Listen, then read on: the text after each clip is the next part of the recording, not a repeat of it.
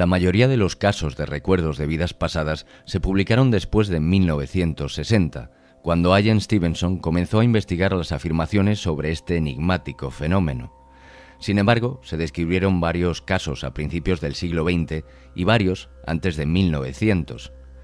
Estos primeros relatos, casi todos relacionados con niños pequeños, son similares en estructura y características a los casos investigados más recientemente.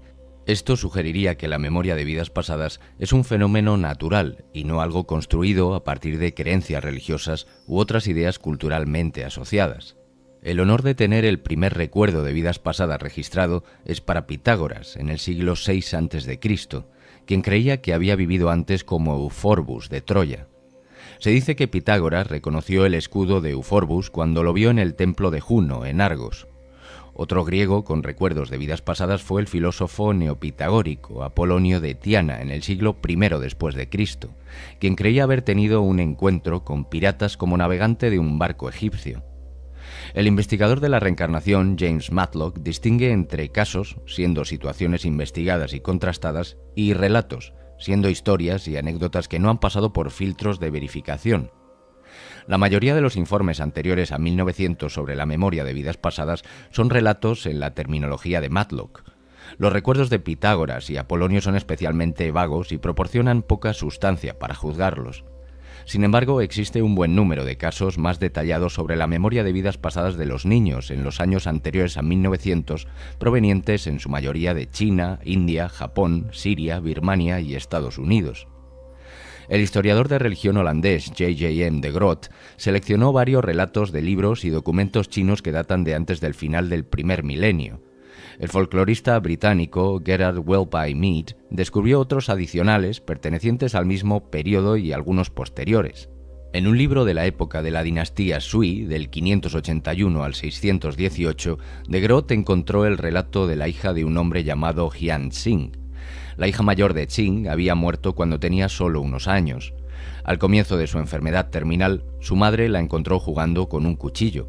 Trató de quitárselo, pero la niña se resistió y accidentalmente hirió superficialmente a su madre. Un año después, una vez la enfermedad terminal derivó en el fallecimiento de su hijo, nació otra hija.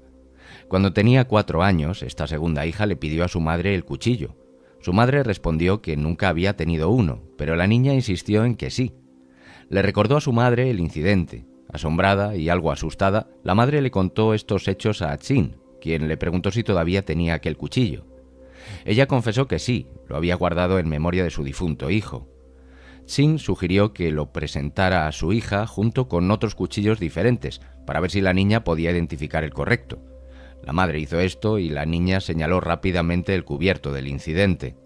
El siguiente relato se incluyó en Faiyuan Chulin, una enciclopedia budista china compilada en el 668. Un monje budista de apellido laico, Chao, relató que el hijo de su hermano mayor fue reconocido como la reencarnación de un niño de la familia Ma, residentes de la misma aldea. El hijo de Ma murió en el último año del periodo Qin Quan, en el 649. En su lecho de muerte, el niño le dijo a su madre que tenía conexiones de vidas pasadas con Chao Tsung y que renacería como el nieto de ese hombre. Su madre le hizo una mancha negra en el codo derecho para identificarlo en su próxima vida. La nuera de Chao Tsung soñó que un niño que se parecía a Ma se le acercaba y le dijo: «Debo convertirme en tu descendiente», y quedó embarazada. Cuando nació su hijo, tenía una marca negra en el codo derecho. Cuando tenía 3 años, fue a la casa de Ma sin que nadie le hubiera indicado el camino y declaró que era su antigua casa. Uno de los cuentos compilados por Willoughby Mead fue extraído de una colección hecha por Pu Sung Ling. Habla de un sacerdote budista del monasterio de Chan Chan que murió repentinamente a la edad de 80 años. Casi al mismo tiempo, un joven de una familia adinerada que estaba colgando liebres con halcones se cayó de su caballo y falleció. Sin embargo, cuando sus sirvientes se reunieron a su alrededor, revivió, desorientado y afirmando ser el sacerdote budista. Willoughby Mead continuó su resumen. Pensando que simplemente estaba delirando, los sirvientes llevaron a casa el cuerpo de su amo, que contenía supuestamente el alma del anciano sacerdote, pero rechazó el vino y la carne, evitó la compañía de su esposa y muy pronto partió hacia Chang Chang, ya que estaba ansioso por el bienestar de la comunidad en su ausencia. Les dijo a los sirvientes que se ocuparan de sus asuntos domésticos. Cuando llegó al monasterio, preguntó a los monjes qué le había pasado al anciano sacerdote. Le mostraron una nueva tumba en la que había sido enterrado el cuerpo. Dio un consejo a los monjes y regresó a la casa del joven rico. A pesar de las súplicas de su esposa y después de varios intentos de vivir como laico, regresó al monasterio y les contó a los monjes tantos detalles de su carrera sacerdotal que finalmente lo aceptaron por tener el alma del viejo sacerdote en la juventud. Tiempo después, unos viejos amigos lo visitaron en el monasterio y descubrieron que, aunque había sido sacerdote por más de 80 años, no parecía tener más de 30. El extraño caso del año 1756 alude a una mujer casada llamada Li, quien falleció a la edad de 30 años. Su esposo fue a la ciudad de Lingpi, en Hanwei, donde estaba su casa, para comprarle un ataúd. A su regreso quedó impactado al descubrir que ella estaba realmente viva. Pero cuando se acercó, ella gritó: «No te acerques, yo soy la señorita Wang y no estoy casada. ¿Cómo he llegado aquí?». El esposo estaba asustado y se comunicó con la familia Wang. Acababan de enterrar a una hija soltera y llegaron apresuradamente a la casa de Li, de modo que la esposa resucitada de Li los abrazó y dijo tantas cosas sobre la vida pasada de su hija que ya no podían dudar de que el alma de la señorita Wang se reencarnó en el cuerpo de la señora Li. Li se sonrojó y le mostró que sabía quién era. El caso fue llevado ante el subprefecto Wang Yentang, quien decidió que la dama debía ser considerada la señora Li. A finales del siglo XVII, el emperador mongol Aurangzeb, que entonces gobernaba la India, se enteró del caso de un niño con recuerdos de vidas pasadas. Aurangzeb convocó al niño a su tribunal y lo entrevistó personalmente, por lo que este es el primer caso conocido en ser investigado por terceros. La historia fue contada en la crónica persa Kulusatu Tawarik. Fue traducido para Stevenson de un libro del siglo XVIII escrito en urdu. En el año 40 del reinado del emperador, 1699, había un jefe de aldea llamado Rawat Sukaram en la aldea de Bakar. Tenía una vieja enemistad con otra persona que, después de abrumarlo, lo hirió en la espalda y en la raíz de la oreja. Debido a estas lesiones, Rawat falleció. Unos meses después nació un hijo de su antiguo yerno llamado Ramdas. Este niño tenía una marca en la espalda y en la raíz de la oreja. Se difundió la noticia de que Rawat Sukaram, que había muerto después de ser herido, se había reencarnado y había nacido de nuevo. Y este niño, cuando pudo comunicarse, dijo que era Rawat Sukaram.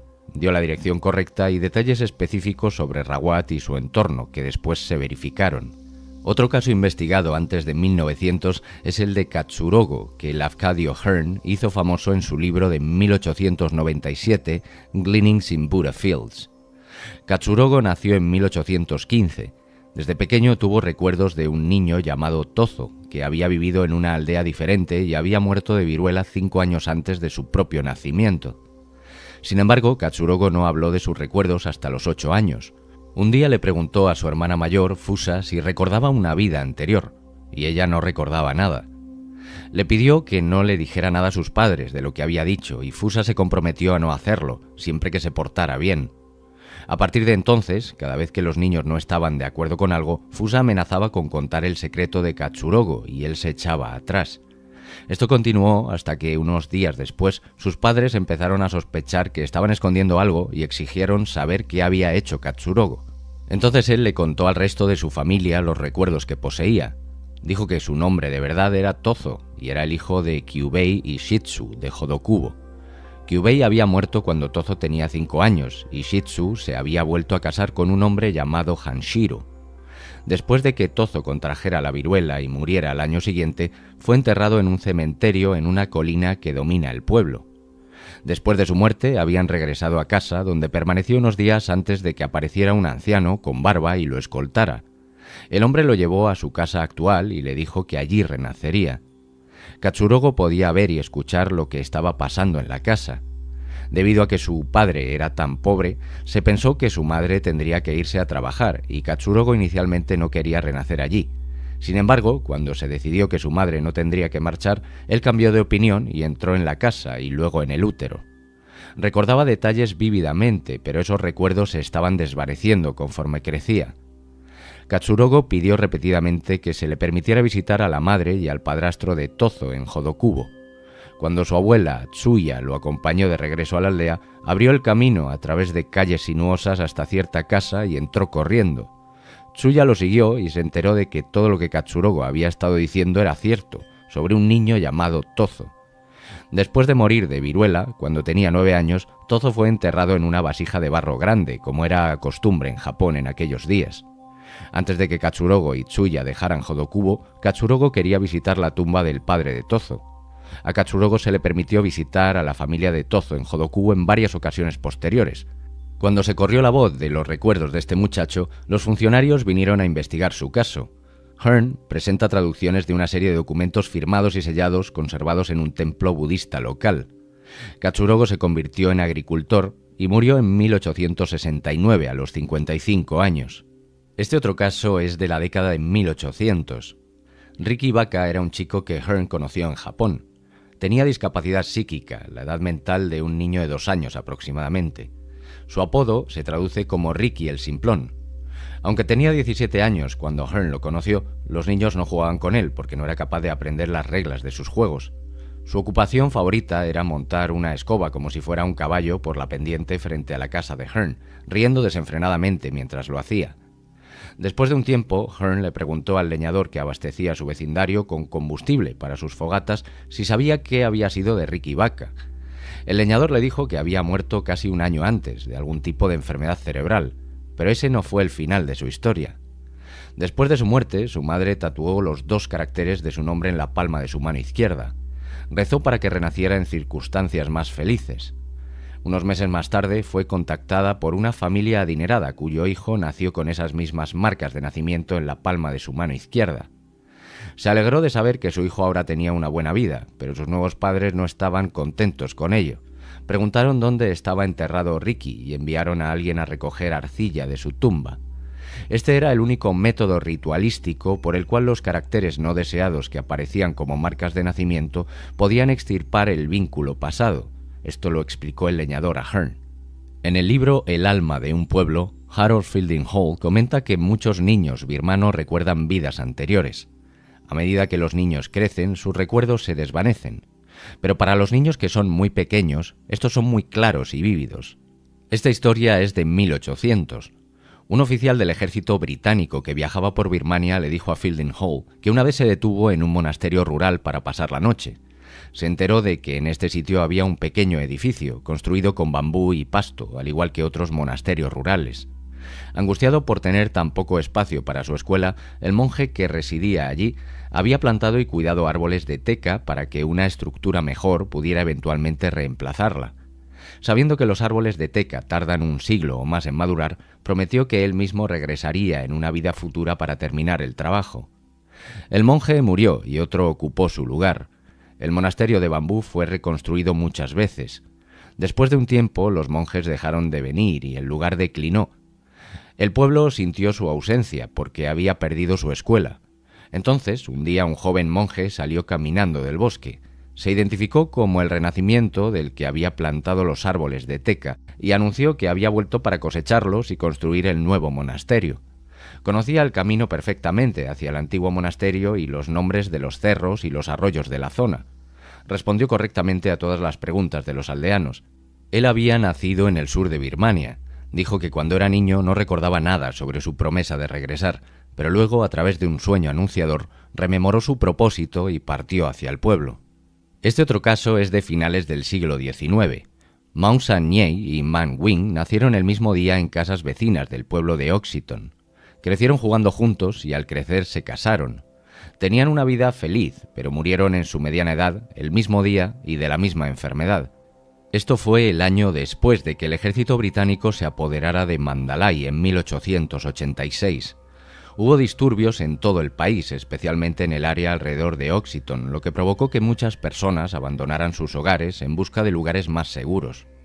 Entre los que dejaron Oxyton, en ese momento había una pareja joven y sus gemelos recién nacidos, Maung Gi y Maung Ne.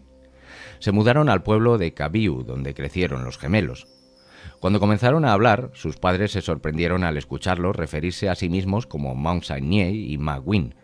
Reconocieron los nombres como los de la pareja que había fallecido en Oxyton poco antes del nacimiento de los gemelos, por lo que los llevaron ahí para comprobar sus afirmaciones.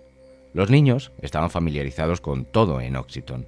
Conocían los caminos, las casas y la gente y reconocieron la ropa que solían usar en una vida anterior.